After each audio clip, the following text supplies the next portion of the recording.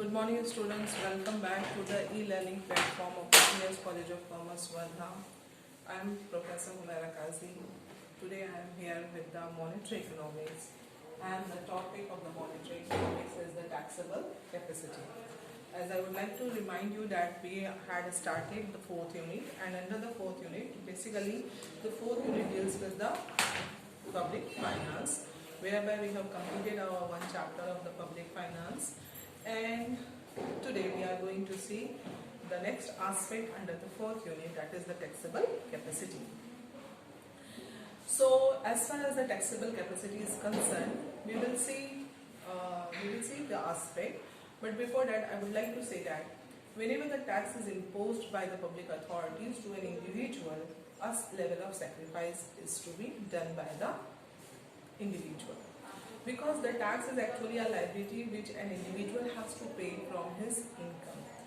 So when an individual has to pay from his income, basically the sacrifice is there which is made by an individual for paying the tax, and somehow the individual suffers with the payment of the taxes. But it is very necessary on the part of the government to collect the revenue via the taxes. It's not a new concept, that is the tax. Earlier the princely states as well as the king or the queens of the various countries, and in India also, they also collect the revenue from the society, okay, and from their riaya, okay, or the masses.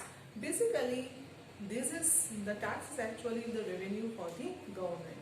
So in that sense, it is on the part of the individual, there is actually the level of sacrifice, but on the part of the government, it is actually the income. But when we talk about how much of the tax is to be imposed to an individual, what would be the liability of the tax to be paid by an individual, it is again a very important thing on the part of the government.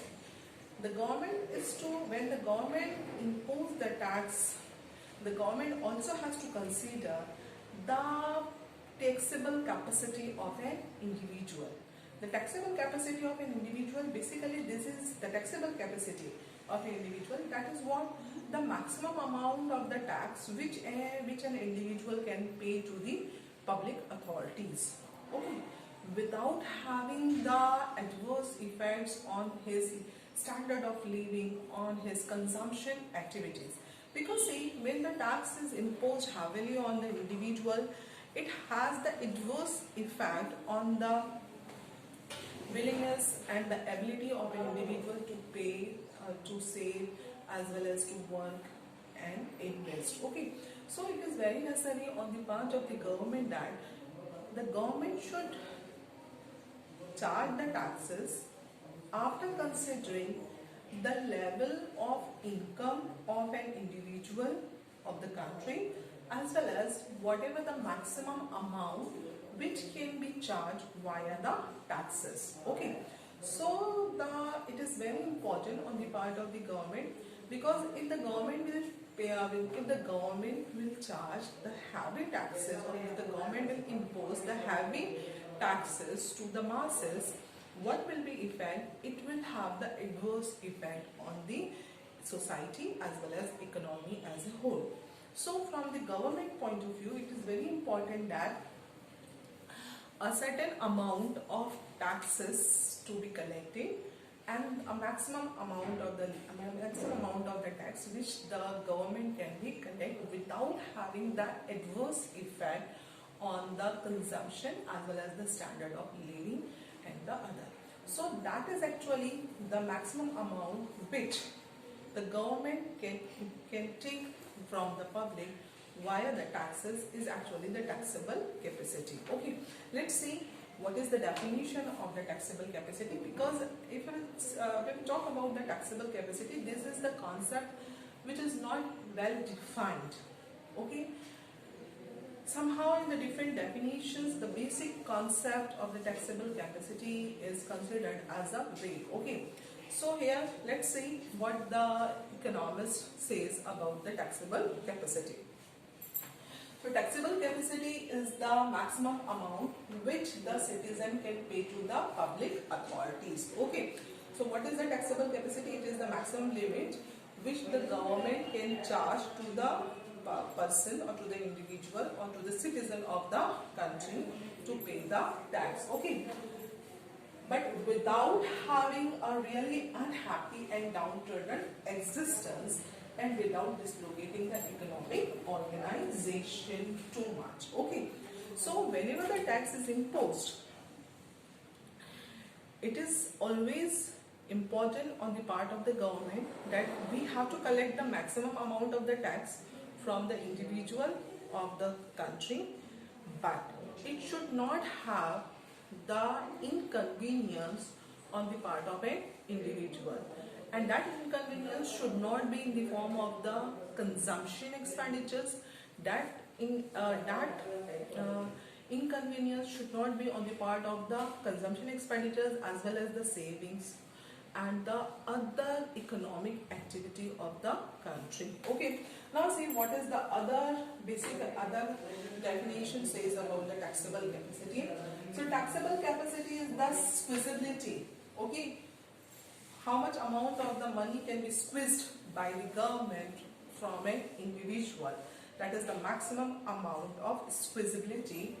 It is the total surplus of the production over the minimum consumptions. Okay, so taxable capacity is what we will say in terms of the taxable capacity. We will say that what the total production minus consumption. Okay, that will be what the taxable capacity for an individual. It means how much amount he is getting in the form of the income, and from there whatever the consumption level or consumption expenditures, and after that whatever the remaining will also be the part of the taxable capacity. Okay, so total surplus of the production over the minimum consumption required to produce that level of production, the standard of living remain unchanged. Okay, that level of production, it is on the part of the government. Okay, so whatever the level of production for the government in the form of the taxable capacity, but it is also important that whatever the taxable capacity is imposed, it should not, whatever the taxable capacity, it should not change the standard of living of an individual. Okay, it should not have the adverse effect on the part of an individual to pay the tax. Okay, now we will see the two aspects from the taxable capacity point of view. These two aspects are the absolute taxable capacity and the relative taxable capacity. When we deal with the term absolute taxable capacity, there is not much difference between the taxable capacity and the absolute taxable capacity. Okay, there is not much difference between the taxable capacity and the absolute taxable capacity. We can sometimes take it synonymous, the taxable capacity as well as the absolute taxable capacity. Let's see what is the absolute taxable capacity. Absolute taxable capacity refers to the maximum revenue that can be raised from the whole community in the form of taxes. Okay, so again, what is the absolute taxable capacity? It is again what the maximum amount of the tax which can be collected from the community, from the masses of the country, that can be raised from the whole community in the form of taxes.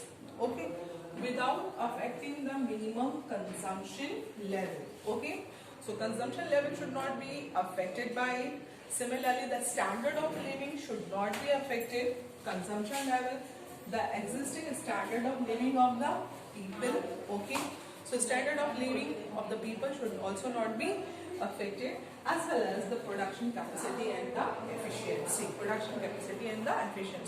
So whenever the absolute taxes are, whenever we talk about the absolute taxes is not differ from the taxable capacity. It is again what? It is basically the maximum amount of the tax which can be raised from the community, from the masses of the country. But again, when we talk about the absolute taxable capacity, there should not be basically the adverse effect on the standard of living as well as the consumption activity and simultaneously on the production capacity as well as the efficiency. So that is what the absolute taxable capacity. And when we are talking about the relative taxable capacity, these are the two terms which are used, absolute taxable capacity as well as the relative taxable capacity. So absolute taxable capacity is what? The maximum amount of the tax which can be levied to the community, and it should not have the adverse effect on the standard of living as well as the consumption as well as the production capacity and the efficiency. Now we are talking about the relative taxable capacity. What is relative taxable capacity? Here we are actually making the comparison. Relative, we are making the comparison. Okay? What is the relative taxable capacity? In relative taxable capacity, we compare the absolute taxable capacity of the different taxpayers. Different taxpayers, what are the different taxpayers? The rich community as well as the poor section of the society. Rich section of the society as well as the poor section of the society. Similarly, we can say about the one individual as well as the other one. Okay.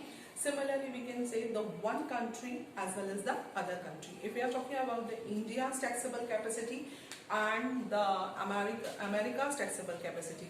So what we are doing, we are actually comparing India with the America, okay, in terms of the taxes, okay, taxable capacity. So that when we are making the comparison between the two countries as well as the two communities to pay the taxes as well as the two individuals, that is actually the concept of the relative taxable capacity, whereby we are comparing the taxable capacity of the two communities, two individuals or the two countries. Okay. So in relative taxable capacity, we compare the absolute taxable capacities of different taxpayers or groups or even the different countries. Okay. So these are the two important aspects under the taxable capacity chapter. That is what? One is the absolute taxable capacity and the other one is the relative taxable capacity. So for the today's video lecture, we had seen what the absolute taxable capacity and the relative taxable capacity as well as the taxable capacity. In the next video lecture, we will see the important significance of the taxable capacity as well as the factors which influences the taxable capacity of an individual or the community. Thank you.